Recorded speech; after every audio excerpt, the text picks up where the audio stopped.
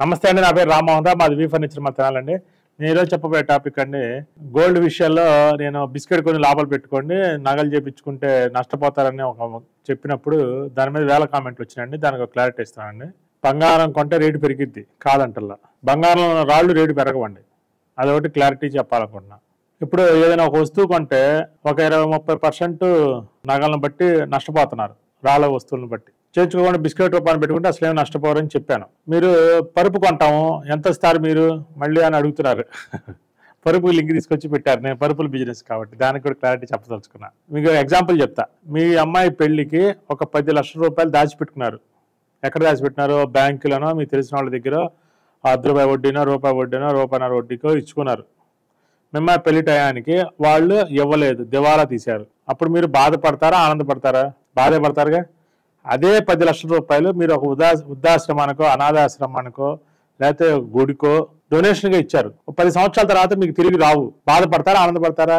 మీకు ముందే తెలుసు అనాథాశ్రమానికి వృద్ధాశ్రమానికి దీనికి ఇస్తే మనకు రావు అని తెలిసి ఇచ్చారు. మీరు అక్కడ హ్యాపీగా ఉంటుంది. ఇప్పుడు హ్యాపీనే, 10 ఏళ్ళ తర్వాతనే హ్యాపీనే. ఎవరన్నా మన పేరు చెప్పినా హ్యాపీనే. కానీ ఎవరికో 10 లక్షల రూపాయలు వడ్డీకి ఇస్తే వాడు ఎగ్గొడితే తిడతారా, తిట్టరా? మరి ఇక్కడ 10 లక్షలు, అక్కడ 10 లక్షలు, ఎందుకు తేడా వచ్చింది? సేమ్ అదే ఫీలింగ్ అండి.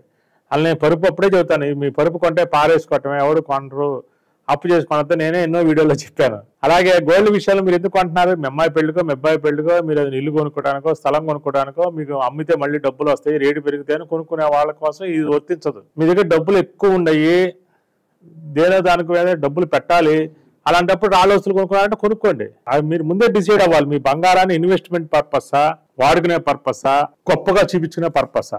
3 పర్పస్లు ఉంటాయి బంగారాన్ని.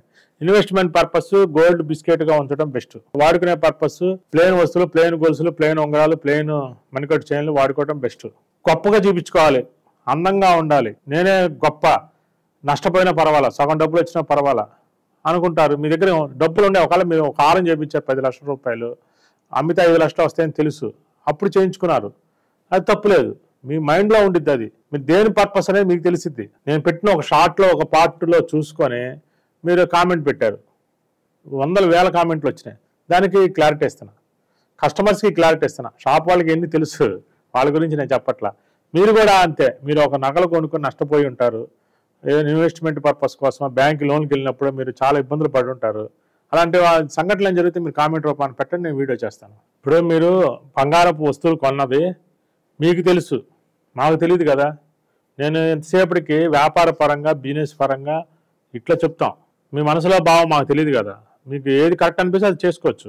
ఇన్వెస్ట్మెంట్ పర్పస్ బిస్కెట్ రూపాయలు దాచిపెట్టేసుకోండి. ఎన్నపెట్లో రాళ్ళ హారాలు కొనుక్కోవాలనిపించింది, మీరు రోల్డ్ గోల్డ్ తెచ్చి పెట్టుకోండి. మీ పాప పెళ్లికి 1 కిలో బంగారం, 1/2 కిలో బంగారం, లేకపోతే మీ కెపాసిటీ ప్రకారం 100 గ్రాములు, 50 గ్రాములు నగలు కొనుక్కొని పెట్టుకున్నారు, రాళ్ళవి కొనుక్కొని పెట్టుకున్నారు.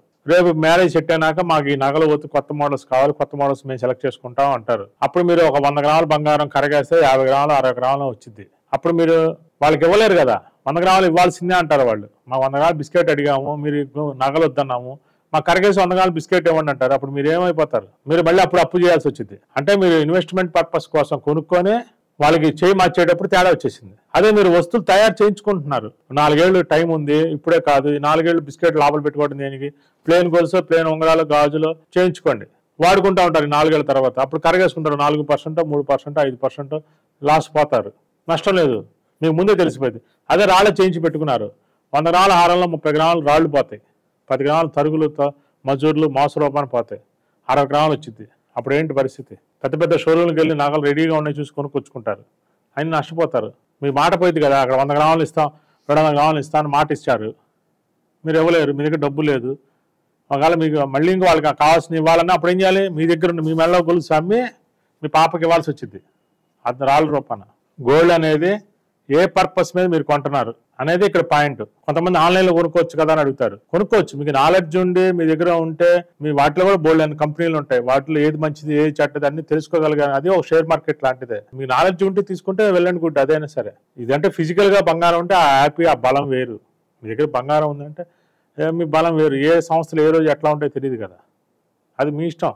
మీ డబ్బుని ఎలాంటి ఇన్వెస్ట్మెంట్లో పర్పస్ కోసం నేను బంగారు బిస్కెట్ లోపల పెట్టుకోండి అని చెప్పాను, అంతేగాని ఇది రకరకాలుగా అల్లిచ్చారు. బంగారం కొనేటప్పుడు మీరు క్లారిటీగా తెచ్చుకోండి. వస్తువుని నేను ఎందుకోసం వాడుకోవటమా, గొప్పకా, ఇన్వెస్ట్మెంట్ పర్పసా అనేది ముందే డిసైడ్ అయ్యి దాని ప్రకారం వస్తువు కొనుక్కోండి. అలాగే మీరు ఎవరైనా సరే వస్తువు కొని నష్టపోయిన వాళ్ళు కానీ, రాళ్ళ వస్తువులు లాభం పొందిన వాళ్ళు కానీ, ఇంకా స్పెషల్ ఐడియాస్ ఏమైనా ఉన్నా కామెంట్ బాక్స్లో పెట్టండి, నేను తెలియజేస్తాను. అందరికీ నమస్కారం.